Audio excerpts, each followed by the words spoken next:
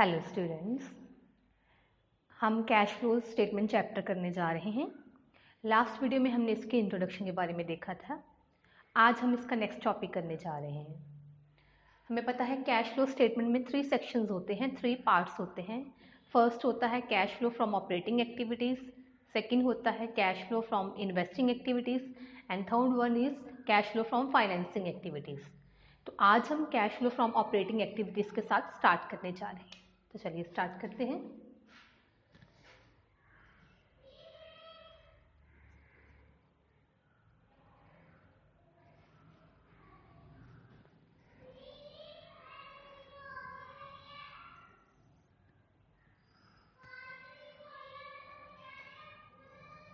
तो ये फॉर्मेट है आपका कैश फ्लो स्टेटमेंट का।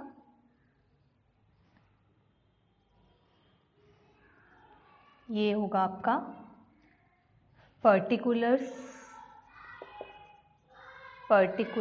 देन डिटेल देन अमाउंट,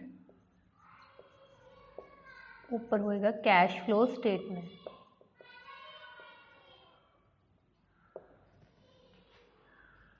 तो चलिए ए पार्ट के साथ स्टार्ट करते हैं। हम लिखेंगे cash flow from operating activities.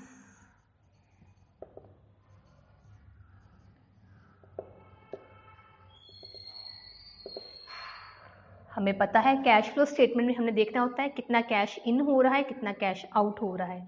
जब कैश इन होगा तो हम उसको प्लस करेंगे और जब कैश आउट होगा तो हम उसको माइनस करेंगे। तो चलिए स्टार्ट करते हैं। सबसे पहले हमें नेट प्रॉफिट डालना होता है। नेट प्रॉफिट हमने करंट ईयर से प्रीवियस ईयर को डिडक्ट करके फिर हमने यहाँ इसकी अमाउंट लिखनी है। फिर हम इसमें ऐड करेंगे ट्रांसफर टू रिजर्व। ये जितना रिजर्व इंक्रीज हो रहा है हमने यहाँ पे डालना है। Then provision for tax,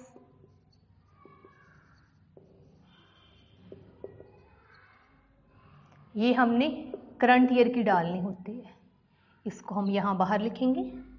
then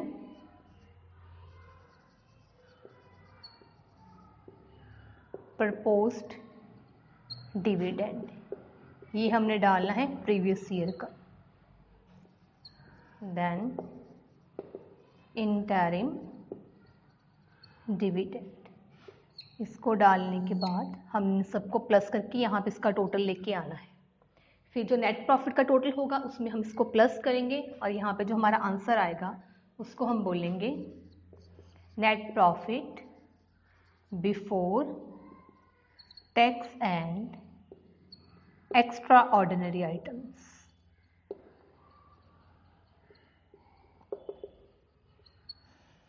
ये हमारा नेट प्रॉफिट बिफोर निकल गई है। पहले आपका आफ्टर होता है, हमने आफ्टर से बिफोर बनाना होता है। फिर हमने इसमें ऐड करना है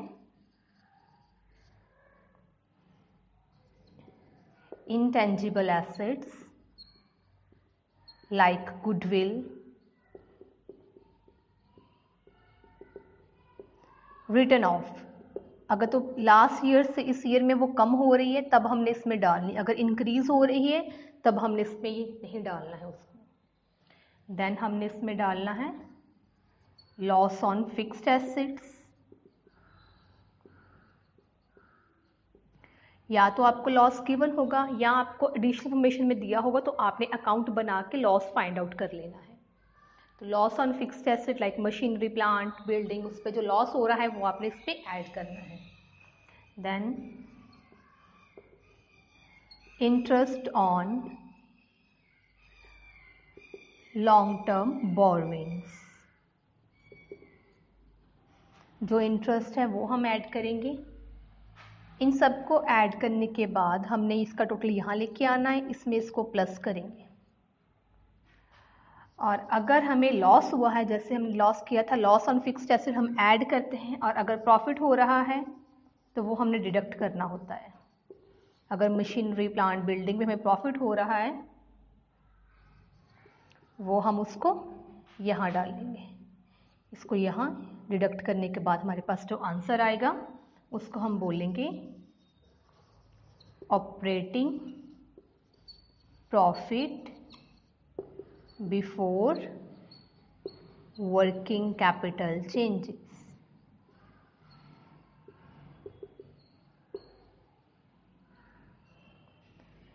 यहाँ तक आने के बाद आपने फिर उसको अगेन ऐड करना है, that is decrease in current assets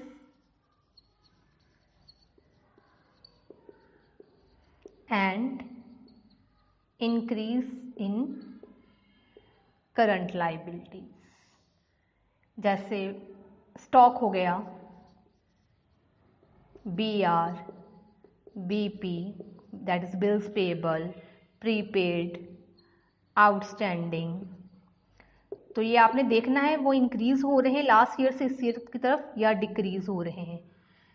अगर तो स्टॉक हमारा करंट एसेट है, इंक्रीज हो रहा है तो हम उसको डिडक्ट में डालेंगे। अगर कब डिक्रीज हो रहा है, जैसे आपके पास 2 ईयर्स हैं 2016 एंड 17, अगर स्टॉक जो है आपका 16 में 10,000 है और 17 में 8,000 हो गया, अब में पता चल रहा है ये 2,000 डिक्रीज हो रहा है, ये हमारा करंट एसेट है। अगर करंट एसेट 2,000 का डिक्रीज हो तो हम यहाँ पे डालेंगे स्टॉक 2,000। ऐसे ही आपने बाकी जो करंट एसेट्स और करंट लाइबिलिटीज को देख लेना है और इसको यहाँ पे लिखेंगे, इसके टोटल को अगेन, इसका टोटल यहाँ, इसमें हम इसको ऐड कर देंगे और हमारे पास यहाँ वैल्यू आ जाएगी। फिर हम इसमें से लेस करेंगे increase in current asset and decrease in current liability. ये भी अगेन हम इन चीज़ों में देख लेंगे, इंक्रीज है या डिक्रीज है। अगर तो इंक्रीज इन करंट एसेट है और डिक्रीज इन करंट लाइबिलिटी है तो इसको यहाँ पे डालोगे आप। इसका टोटल यहाँ पे लेके आने के बाद हमने इसमें से डिडक्ट करना है, यहाँ पे हमारा जो है आंसर आ जाएगा। फिर हमने लास्ट स्टेप करना होता है लेस इनकम टैक्स पेड। या तो हमें इनकम टैक्स पेड गिवन होगा या हमें निकालना होता है। तो अगर इनकम टैक्स पेड है आपके पास तो उसको आप डिडक्ट करोगे और यहाँ पे जो आपका आंसर निकलेगा that is cash flow from invest operating activities. Cash flow from operating activities.